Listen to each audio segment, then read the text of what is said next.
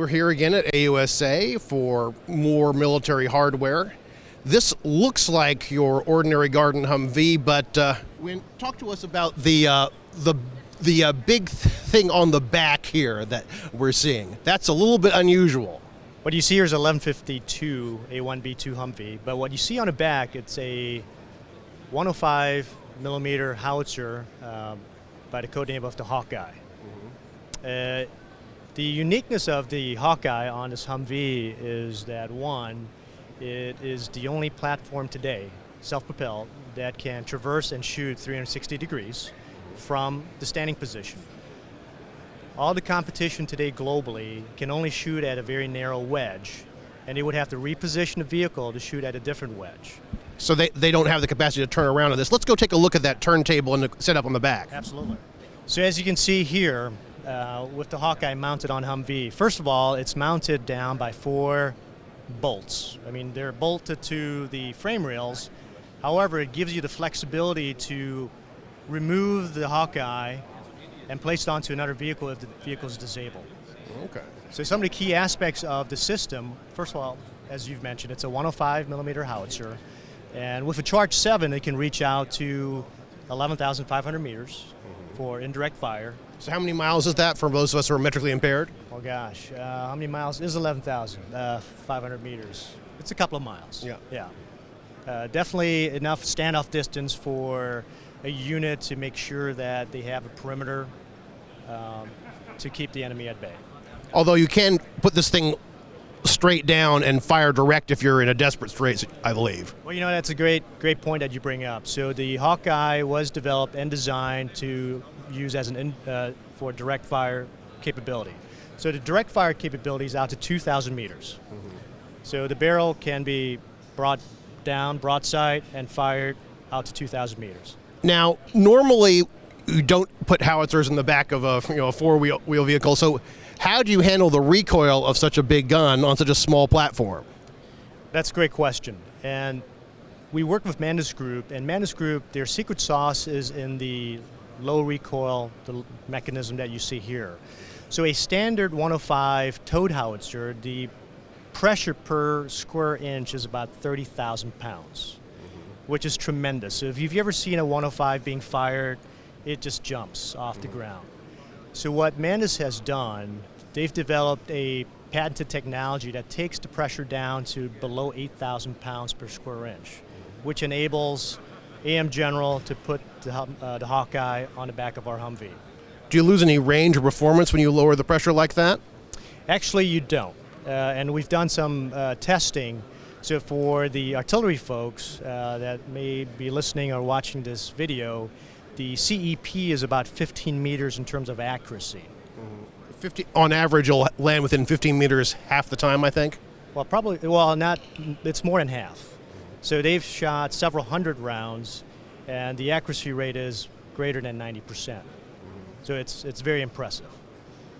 Understood. Now you do have these recoil legs and other fun things that you have to put down. How long does it take to, park this somewhere, put the recoil absorbing, stabilizing gear in place, fire, pack up and scoot, this whole shoot and scoot tactic that's pretty standard for any kind of high threat area? That's correct. So with a trained crew, and we've done this with a trained crew, U.S. Army National Guard trained artillery crew, from the time the Humvee stops to the first round downrange is under 2 minutes. It's precisely 1 minute and 47 seconds. Wow. And then from the time you've done that to the time you can pack up and scoot again, if you're afraid somebody's going to be homing in on your location? It's also under 2 minutes. So less than 4 minutes to the whole process from stop to on the move again. That is correct. Now, I imagine to carry at least significant amounts of ammunition and maybe additional crew like loaders, are you going to need a second vehicle following this one with more personnel, with more ammunition on board? Well, we designed the platform to have 2 vehicles. So the first vehicle is the gun truck, which will carry up to 6 rounds. And then the second truck with an additional 2-man crew can carry up to 20 to 30 rounds, depending on what other gear that they need to carry in that support truck. So the minimum crew to employ the gun is 2 in extreme cases, but it was designed for a crew of 4. Understood. So, if I have, a big fleet of Humvees, the way the U.S. military or many militaries around the world do, are you folks offering an upgrade kit where you basically show me the gun and the bolts to pull it on and the stabilizers, but I can add it to my existing vehicle, or do I need to buy the whole package? We designed it to your point. We can put this system on any 1000 or 1100 series Humvee today. So if they want to buy a brand new Humvee, they can do that. But if they have existing Humvees, we can definitely retrofit with the appropriate kits those vehicles. Now, and the U.S. military is obviously moving away from Humvees towards JLTV.